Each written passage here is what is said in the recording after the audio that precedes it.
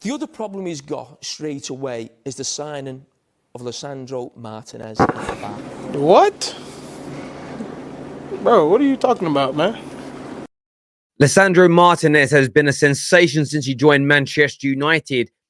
There's been no apology yet, not officially from the vat of pundits, content creators, journalists, ex-pros who absolutely slammed the signing of the Hobbit, as they essentially referred to him as, that he would be an absolute flop. The king of this was Jamie Carragher. Let's remind ourselves about what he said about Lisandro Martinez. Managers players too early. But I'm just in case you missed it, let's scroll that back a little set. Listen to this. Managers players too early. Hang on, not far enough. Now, we should never judge managers players too early. Remember, he said that at the start of this speech. But I'm convinced this can't work because he's the size of a 5'9" playing in a back four. Maybe he could go left back. Maybe he could play in a back three. But in a back four, he cannot play there in the Premier League. And I'll show you why.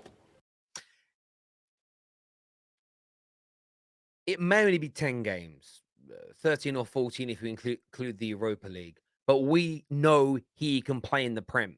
Has he been flawless in every moment of every match? No. No centre-back in the Premier League ever really is. But he's just pocketed probably the best striker in the Premier League of the last decade, one of the best strikers in Premier League history, a player regarded as world-class in Harry Kane.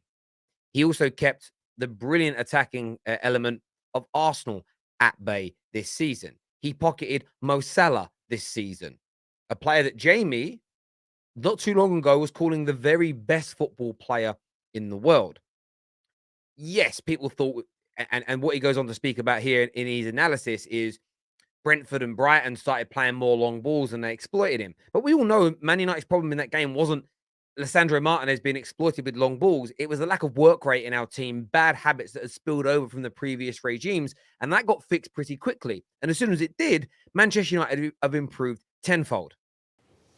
Wrong graph. Teams you'll see. So I'll forward that a little bit from there. 21 started last season. Size of mentioning this after the game, what Brighton did, and you look at their percent there. So they've gone from 16% to 21%. Again, another jump.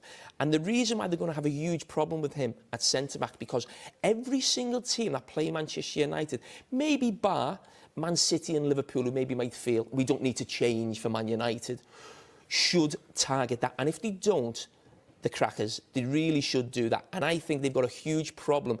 And Ten Hag has got his fingerprint a little bit over this team. And the 2 or 3 things that I think he's influenced at this moment are not working. Absolutely wrong.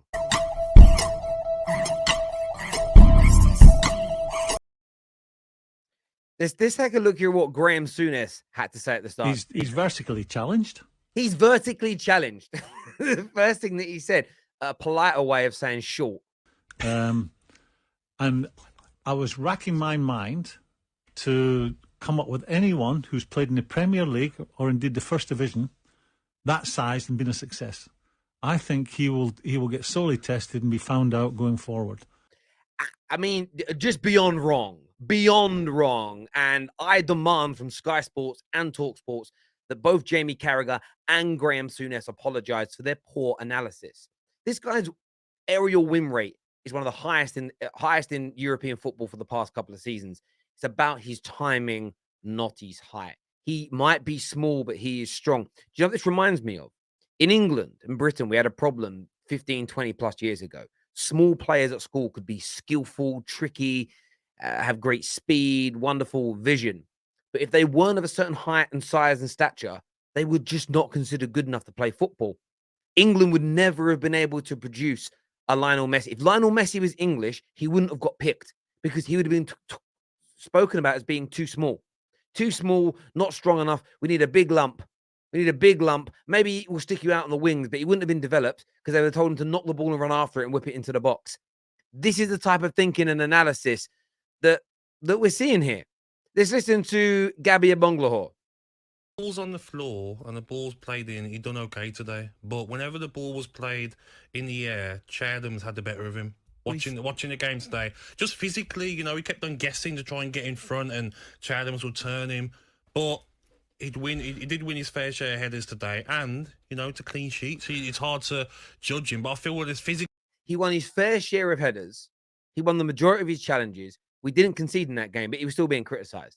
What Lisandro Martinez wasn't given was any time to bed into the Premier League. He had to be world class day one, or that's it.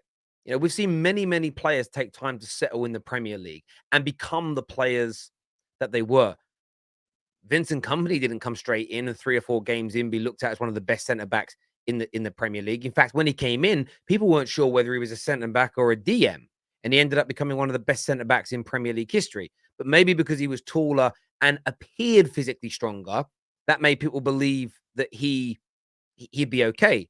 Lisandro Martinez is being disrespected because of his size, but so far, barring the game against Man City, and I do discount the opening 2 games because Maguire was playing. There was old habits from the previous regime. We weren't running and working hard as a team. As soon as the overall team has been pressing right and running hard and outworking our opponents, barring Man City, who just killed us on the day, United have been improving steadily. To last night, up against Harry Kane, one of the best performances Man United have had post Sir Alex Ferguson.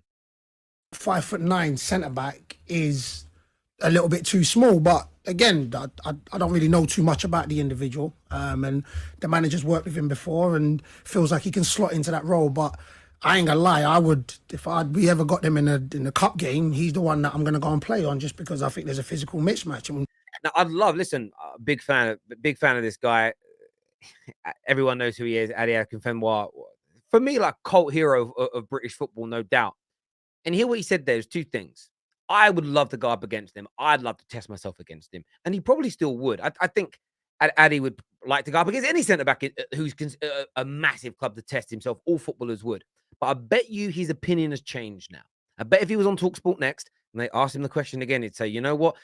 Go back and listen to the first things he said. He might be small, but the manager knows him. And he also said, I don't know much about him.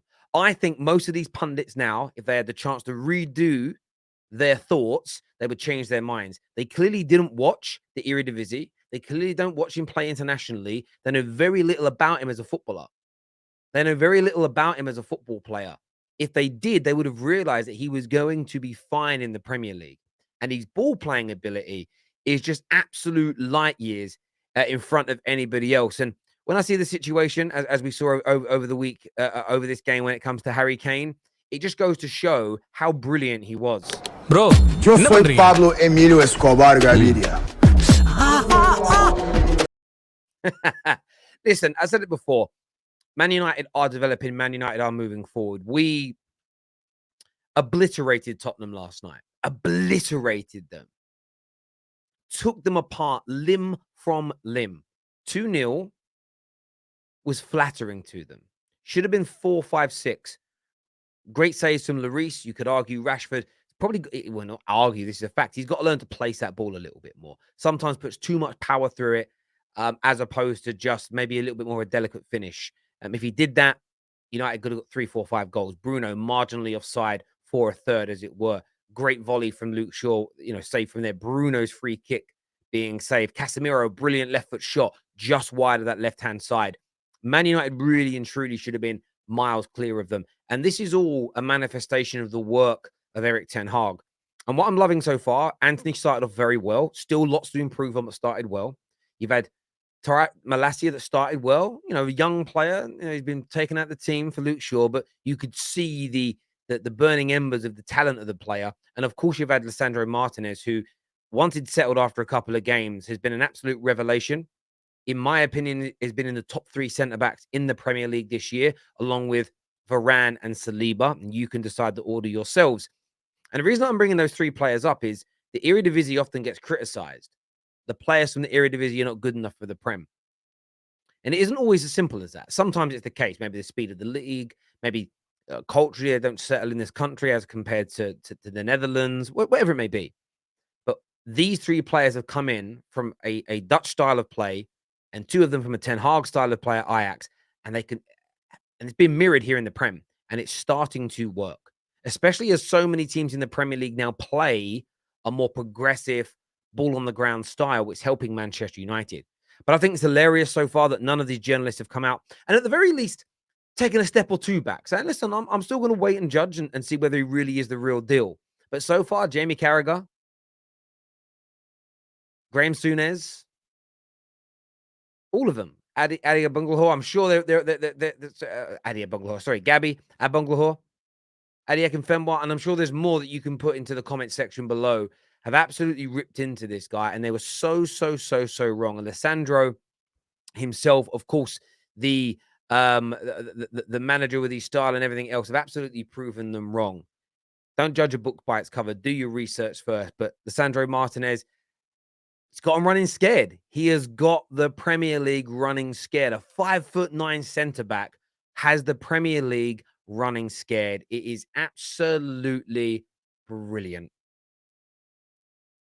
Signing of Lisandro Martinez at the back. Now, we should never judge managers, players too early. But I'm convinced this can't work